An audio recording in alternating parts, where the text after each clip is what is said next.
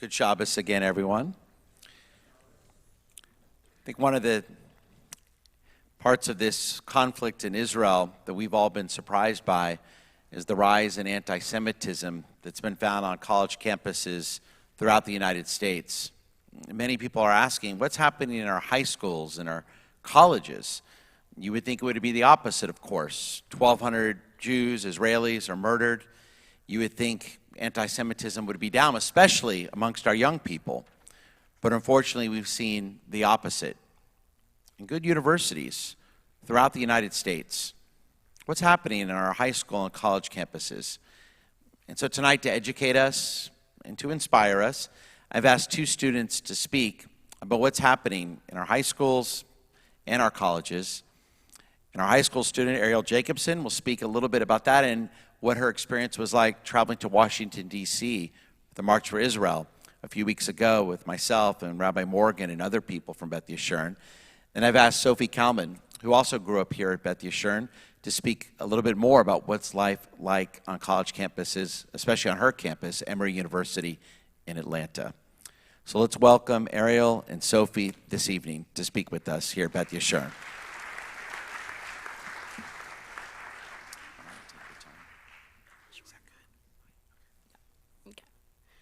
Shabbat Shalom. Hi, I'm Ariel Jacobson, a senior from Elkins High School and a proud member of the Kehila High leadership team. I would first like to thank Rabbi Strauss for inviting me to speak tonight, to share my experience from the Washington, D.C. rally. On Tuesday, November 14th, a staggering 290,000 Jews and allies from across the nation descended on D.C.'s National Mall for what became the largest pro-Israel gathering in history. Out of those 290,000 people, 80 of them were teen delegates from the greater Houston community. I was so lucky to be given the opportunity to experience this phenomenal event with our Jewish federations and friends from Kehila High. From the moment I stepped off the metro, the atmosphere was electric, filled with excitement, smiles, laughter, and positivity. The positive energy was contagious. It was exhilarating. It drowned out all the negativity and hatred that is spreading all over the world right now. We were all chanting Am Yisrael Chai as we departed the station. There were Israeli flags everywhere, creating a sea of blue and white. The energy level was at a 10. The march wasn't just a demonstration. It was a beacon of hope and a powerful statement that unity can triumph over adversity.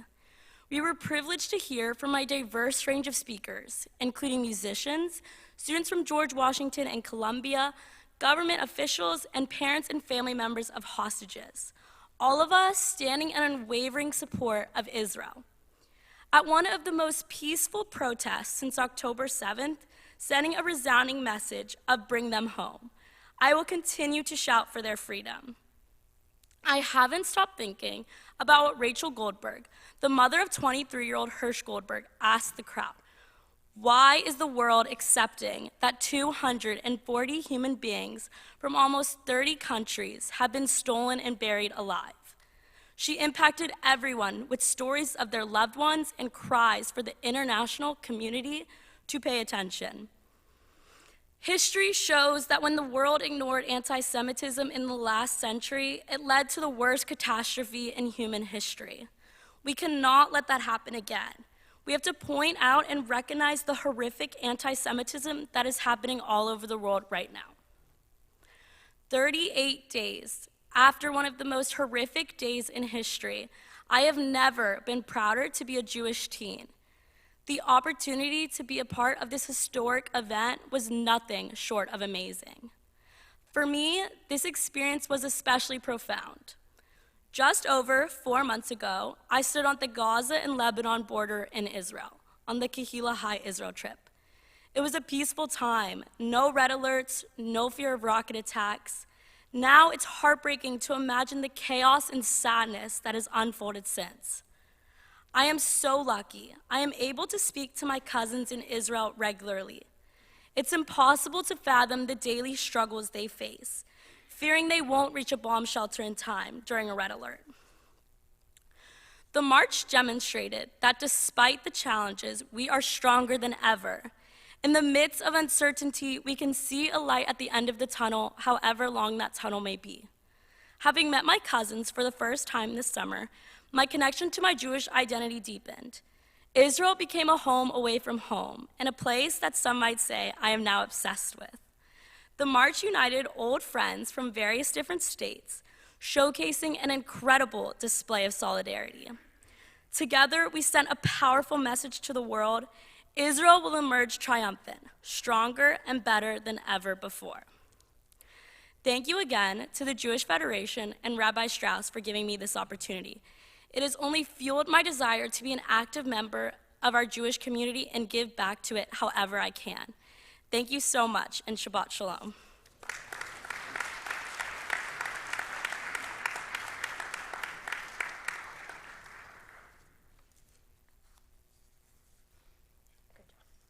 Shabbat Shalom, everyone.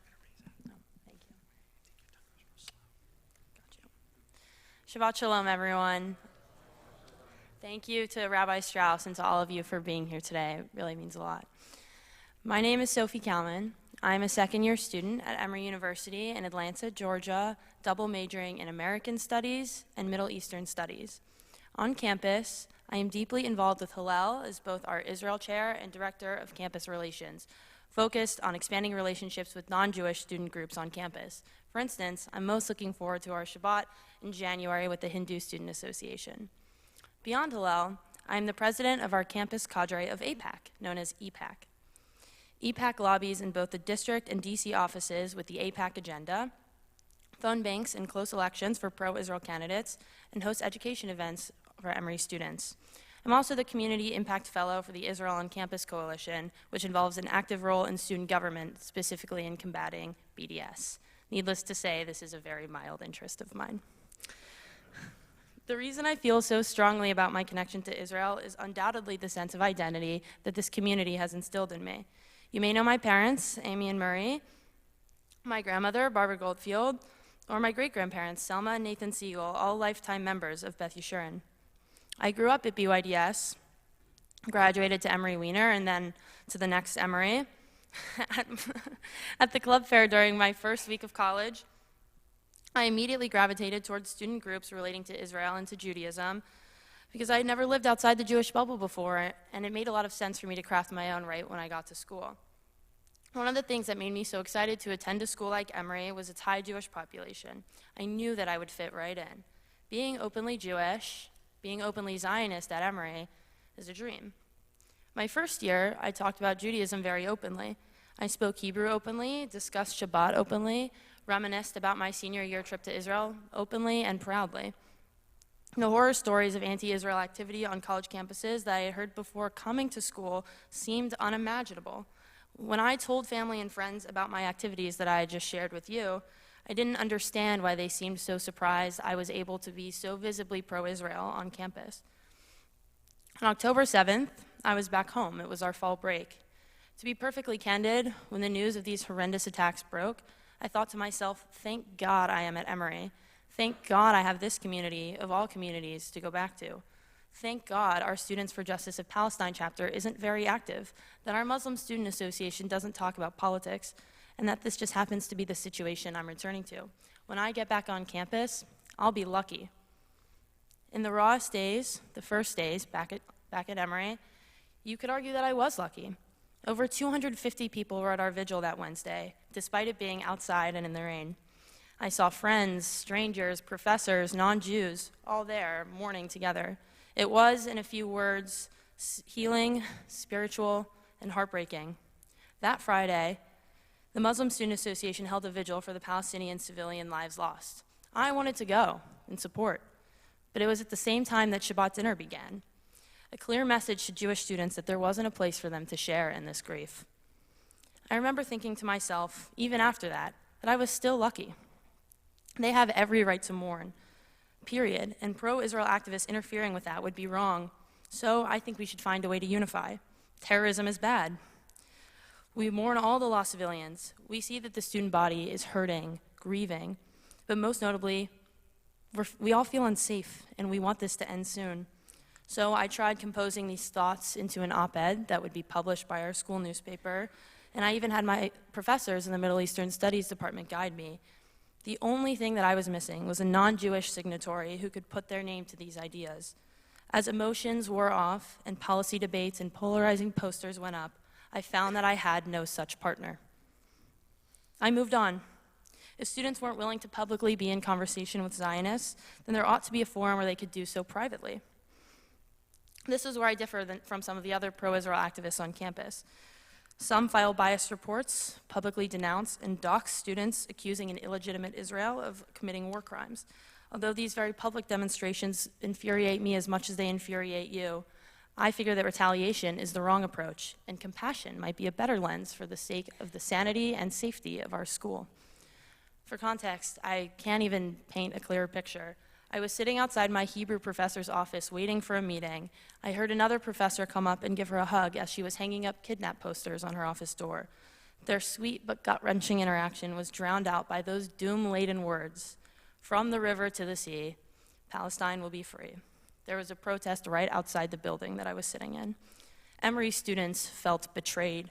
I felt disorganized. How could I not have known that there was to be an anti-Israel protest on campus today? Well, that's because it had been advertised as a climate justice rally. So imagine our horror when we show up to stand up for the climate and we hear chants from our peers to dismantle the only Jewish nation in the world.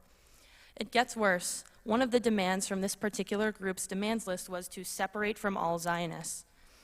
These progressive student groups are alienating their Jewish activists. I often find myself among them, and it's shameful. The resistance on October 7th was far from a progressive win. Jewish students are standing on the other side of the quad, baffled that our support is meaningless, that it comes from, just because it comes from Zionists. No, because it comes from Jews. Hamas does not fight for progressive values. They are explicit about the eradication of our people, and there's absolutely a way to uplift Palestinians while recognizing that. Yet, the voices of my peers' chants echo. Another instance, you know how RAs will put up those bulletin boards in the dorm, and it's book recommendations or study tips, things like that? I came back to my dorm a few Saturdays ago and was greeted with a new bulletin board that read, "From Turtle Island to Gaza, Native American Heritage Month." Sophie, what's Turtle Island? I'll tell you, it is the pre-Christopher Columbus name of the United States of America. The board, conflating the Trail of Tears with Israel, featured fast facts about how both American and Israeli settler colonialism exemplify genocide and ethnic cleansing. It encouraged students to call for the infamous BDS movement and chant those very words, "From the river to the sea." I could go on about not only why this is detrimental to Jewish residents of my hall, but I'd like to focus on the complete disservice this does to Native Americans and other groups. How can aligning their struggle with Gazans, in a residence hall of all places, be productive? How can my RA, a Muslim student who has reported feeling unsafe, believe that this won't make her own residents feel unsafe? So, I partnered with the Middle Eastern Studies Department again. This time, alongside a friend who this common casual interest had brought us together, and we developed a program called Common Grounds. Students with varying perspectives on the issue, to say the least, will have lunch together twice. The first time, they'll talk about anything but Israel, and the second time, they'll get to know each other, or the second time, they'll have a respectful discussion with their new friends. Though this program will officially kick off at the beginning of next semester, the optimism and enthusiasm that I was experiencing blinded me, and I thought we could start early. So we had our first lunch 3 weeks ago today. I brought 2 of the more moderate members of EPAC. My friend Ibrahim brought 2 of the more moderate members of SJP. And we sat down. We got to know each other. We laughed about ridiculous professors we share. Some students groaned about the looming LSAT. I gave one of the SJP students a hard time because she's from Dallas and is a Cowboys fan. And it was a vital reminder that at the end of the day, we're all just students. We all have faces. We all have other interests, broader stories, and other things to think about. But when we were in that room and in that moment together, we realized that we are the ones making each other feel unsafe. Once that kind of dawned on us in a very particular moment, we got to talking. We began disagreeing. They even asked if we were offended if they call us Zionists. Not at all, we said. We are infinitely proud. After the lunch, I was on top of the world, It went immensely well, and we even discussed inviting the dean of Emory College to our next one to see that we were capable of doing something so unprecedented on a college campus, respectfully disagreeing about Israel. But I should have recognized that this optimism was blinding. A few days later, a Jewish student was walking across campus wearing his kippah, like he always does. He walked past his table of SJP students fundraising for humanitarian aid in Gaza. Great.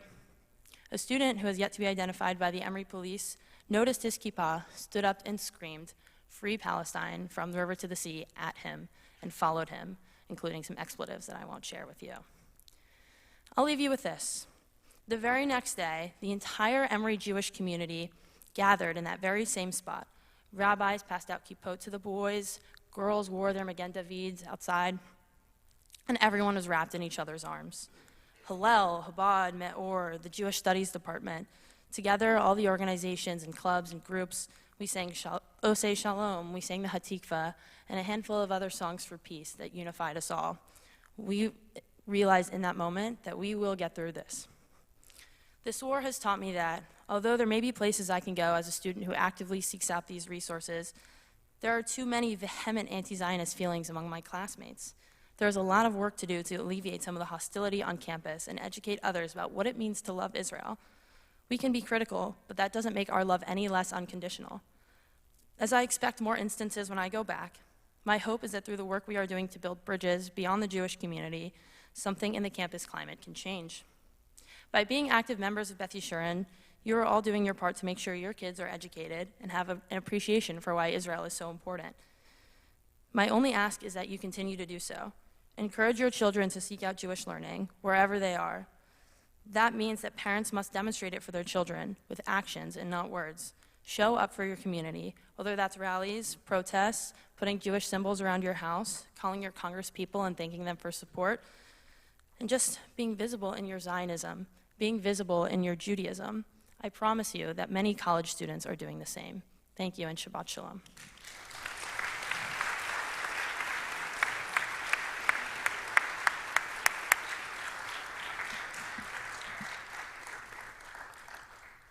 Well, let's give another round of applause to our two speakers, to Ariel and to Sophie. I'll say just a few comments. Of course, this is the week of gratitude. As Americans, we count our blessings. And it's easy to despair and to be pessimistic when we hear about some of the things happening on elite college campuses throughout the United States. But one of the reasons why I want to have Ariel and Sophie speak this evening is to remind us that there are some incredible students out there who are proud Zionists, who understand the issues that are out there fighting the fight and representing our people. And I see many of our students here this evening that all would make us very proud, not only because of the young men and women they're becoming, but just as importantly, the proud Jews they have become and the lovers of Israel they have become. And so first I want to say to our students that are here or maybe watching online, please know that your Beth Yeshurun clergy and educators and leadership are always here for you to answer any questions you may have, to point you in the right direction if you're looking for something, or if something happens to you on a high school or college campus and you need guidance on what to do. Please know you can always reach out to us. We always enjoy hearing from you and try to help in any way we can. And secondly, let's remember as mothers and fathers and grandparents and whatever role we may play in the community that there are a lot of great Jewish kids out there who need our support and our help and our guidance. And so let's continue to do that as all of us, as the Jewish people and as lovers of Israel, continue to make sure that the greater world knows the fight Israel is under. They know that Israel is not the oppressor, that there is no simple explanation for what is happening in Israel. But we know that Israel is there to simply defend itself so that a Jewish state can live side by side in peace and security with its Arab neighbors. So again, thank you to Ariel, and thank you to Sophie, and to all of our students. Let's give them a big round of applause. We thank them.